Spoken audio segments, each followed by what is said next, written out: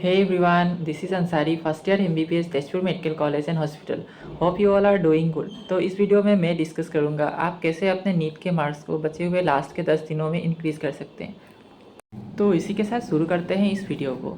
तो सबसे पहले तो मैं तुम्हें डिवाइड कर दूंगा 3 कैटेगरीज में। सबसे पहला कैटेगरी अगर तुम स्कोर कर रहे हो 300 से 450 रेंज में, और सेकंड कैटेगरी अगर तुम स्कोर कर रहे हो 450 टू 600 के रेंज में, थर्ड कैटेगरी अगर तुम स्कोर कर रहे हो 600 प्लस। तो अगर तुम स्कोर कर रहे हो 300 से 450 के रेंज में, तो इसका मतलब ये हो सकता है कि तुम्हारा जो सिलेबस है वो अभी इनकम्प्लीट है और चैप्टर्स पे तुम्हारी पकड़ अभी अच्छी नहीं बनी है।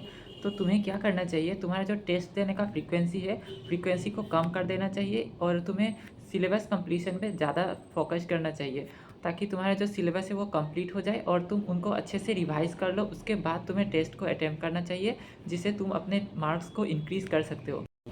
और तुम्हें अपने टेस्ट को अच्छे से एनालाइज करना चाहिए। तुम्हें देखना चाहिए कि तुम कौन से चैप्टर्स के क्वेश्चंस बार बार गलत कर रहे हो, कहाँ पे तुम सिली मिस्टेक्स कर रहे हो। तुम उन टॉपिक्स को बार बार रिवाइज करो और एक बार अगर तुम्हारा सिलेबस कंप्लीट हो जाए तो उनको अच्छे से रिवाइज करने के बाद तुम अपने टेस्ट के फ्रीक्वेंसी को फिर से इंक्रीज़ कर सकते हो।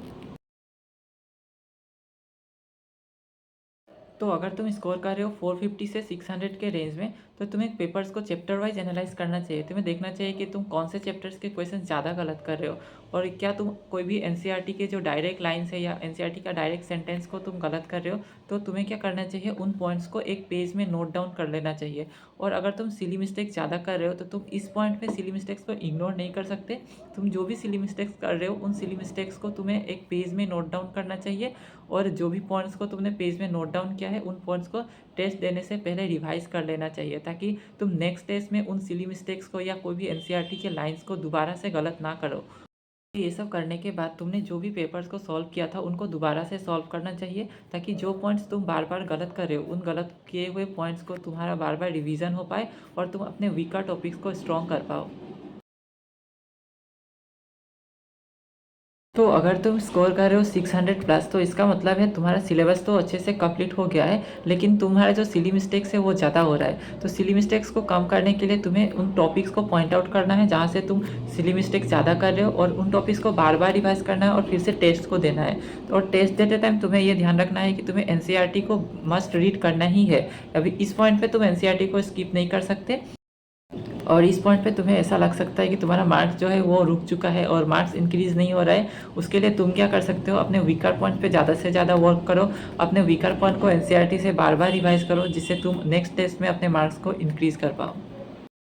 तो अब बात कर लेते हैं टेस्ट को अच्छे से एनालाइज कैसे करना है। तो टेस्ट को जब भी तुम एनालाइज करो तो तुम्हें देखना चाहिए कि तुम्हारे मार्क्स कहाँ पे कट रहे हैं, तुम कौन से क्वेश्चंस को गलत कर रहे हो, या कोई क्वेश्चन को तुम स्किप कर रहे हो, या तुमने कोई क्वेश्चन पे तुक्का लगाया है, या कोई क्वेश्चन को तुमने कॉन्सेप्चुअली रॉन्ग किया है, या सेम चैप्टर से तुम कोई क्वेश्चन बार बार रॉन्ग कर रहे हो।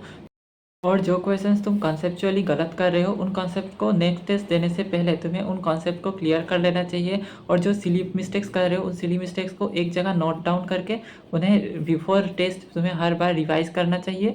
और जो भी तुम स्किप कर रहे हो क्वेश्चंस, उन स्किप किए हुए क्वेश्चंस को देखना चाहिए कौन से चैप्टर के क्वेश्चन है, और उन चैप्टर्स को तुम्हें फिर से रिवाइज करना चाहिए।